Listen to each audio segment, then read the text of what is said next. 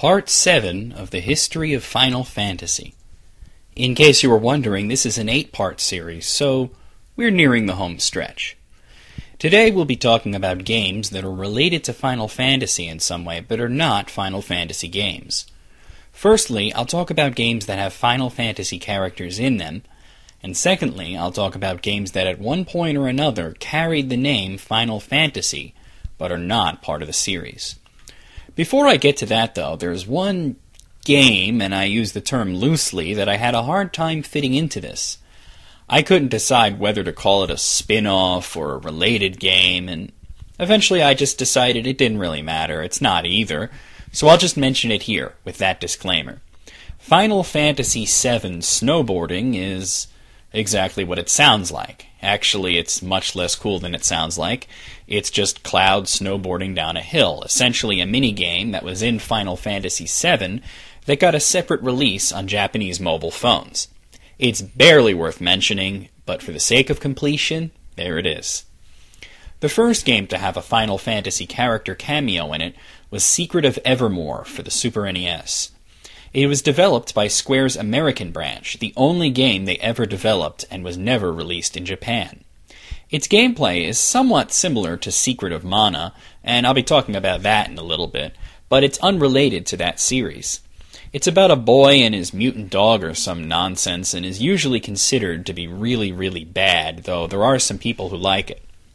I mention it because Cecil Harvey, the main character from Final Fantasy IV, has a cameo. The game was a massive failure and is pretty obscure these days. Next up is Super Mario RPG Legend of the Seven Stars. This was an oddball one, a Mario RPG developed by Square.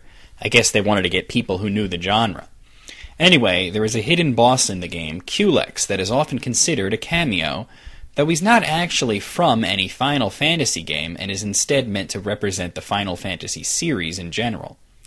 Upon talking to him, the prologue song from the Final Fantasy games plays, and the victory theme after beating him is the Final Fantasy fanfare rather than the one used during the rest of the game.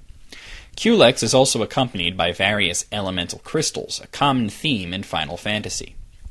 Remember in the last part when I mentioned that prior to Dissidia, there had sort of been a Final Fantasy fighting game? Well, that one is Ehrgeiz. The reason I didn't include it as a spin-off is because the original arcade game was developed by Dream Factory, published by Namco, and had nothing to do with Final Fantasy. In making the home version for PlayStation, it was published by Square, who added a lot of new gameplay modes and a few new characters, all from Final Fantasy VII. Though it's not exactly what fans had in mind, and the game got very mixed reviews, for a while this was the Final Fantasy fighting game. Next up, we'll talk about the granddaddy of Final Fantasy cameos, Kingdom Hearts. Kingdom Hearts was a joint venture between Square and Disney, and features original RPG characters designed by Square, along with classic Disney characters. The game led to its own series, and I'll be quickly running through all of them. Many Final Fantasy characters have appeared in various cameos, leading many people to lump it in with the spin-offs. But since they're basically just cameos, I'm putting it here. The first game was Kingdom Hearts for the PlayStation 2, and it started the tradition of action RPG gameplay, similar to Zelda, with CPU-controlled party members and various worlds to explore, both original and from Disney movies. The games are all pretty similar, so I'm just going to list them off. A Kingdom Hearts game came out for Japanese VCast phones. I really don't have much information on that other than it's terrible. There was Kingdom Hearts Chain of Memories for the Game Boy Advance. Kingdom Hearts 2 was released for the PlayStation. Then there was Kingdom Hearts Mobile, a Japanese exclusive that was released on Japanese mobile phones. This one is less of a game and more of a Kingdom Hearts-themed online gaming community application. Chain of Memories then got remade for the PlayStation 2 as Kingdom Hearts Chain of Memories. Then there was Kingdom Hearts 358/2 Days, which was released for the DS. And most recently is Kingdom Hearts Birth by Sleep for the PlayStation Portable. There are currently 3 more games planned for the series, a Kingdom Hearts 3 as well as 2 other unnamed games, at least one of which will be released for the Nintendo 3DS. Next up is Itadaki Street. This is an old series going back to the NES days. It was originally created by Game Studio and later handed over to Enix. After Enix acquired Square and became Square Enix, they released 3 more games in the series, 2 of them containing Final Fantasy characters. The games are Monopoly-style board games featuring familiar characters.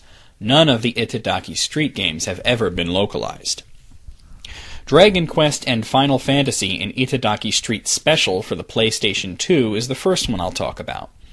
The game featured characters from both Dragon Quest and Final Fantasy, including cast members from 7 through 12. The other game I'll talk about is Dragon Quest and Final Fantasy in Itadaki Street Portable, which featured a similar cast of characters just on the PlayStation Portable.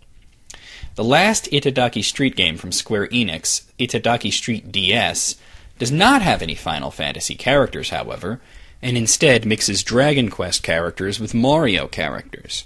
So that one has nothing to do with Final Fantasy, but speaking of Mario, the last cameo game to talk about is Mario Basketball 3-on-3. For whatever reason, when deciding to release a Mario Basketball game on the DS, Nintendo chose Square Enix to develop it. As a result, several Final Fantasy characters are playable in the game, in addition to the Mario characters, though they are generic characters such as a White Mage and a Cactuar. Upon its localization, the game was renamed Mario Hoops 3-on-3 in America and Mario Slam Basketball in Europe.